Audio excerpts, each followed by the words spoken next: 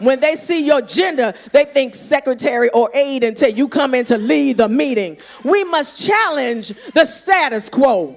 If you're going to be the letdown, you've got to be willing to know there's a power beyond the power people think they have to control things. You've got to break the rules. You've got to shake up the establishment. How many people in here are ready to shake up some things?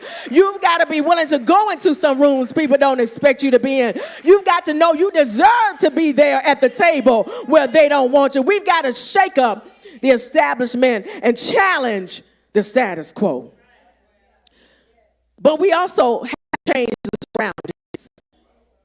Jesus' presence was spiritual. It says he came there for purpose. He came to heal, and they came to hinder. The intellectuals were in the midst.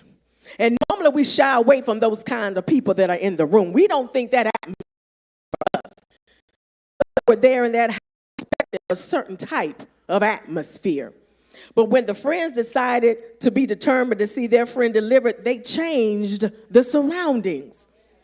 Look at what they did. When they couldn't get in the front, they went through the roof. There's always another way.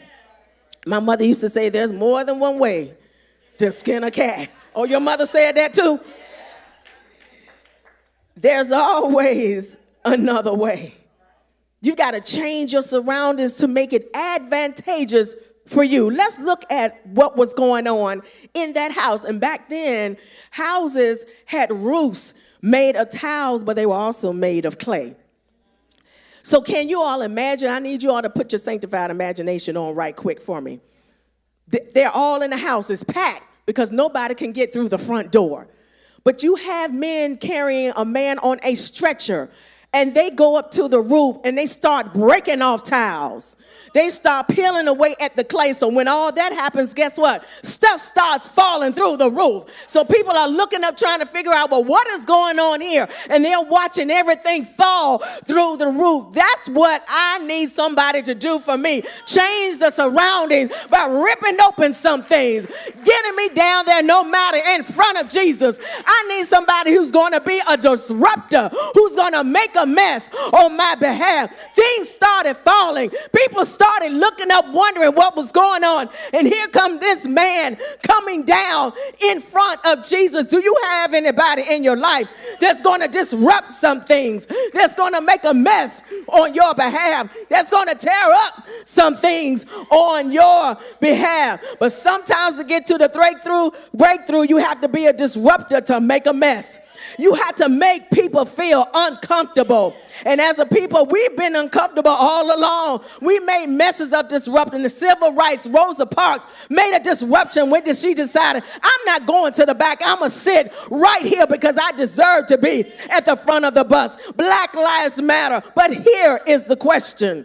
What are you willing to tear up and disrupt to get delivered? What are you willing to tear up? You may go on your job on tomorrow and say, I'm not going to stand for this any longer. Don't you treat me like I'm less than. I deserve to have that promotion. What are you willing to tear up and disrupt to get delivered? In your environment, in your neighborhood, you need to stand up for what's going on. What are you willing to tear up and disrupt to get delivered? You may need to disrupt some friendships that are not good.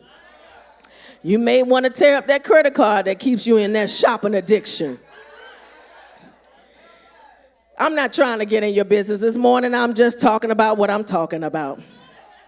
And look what Jesus will do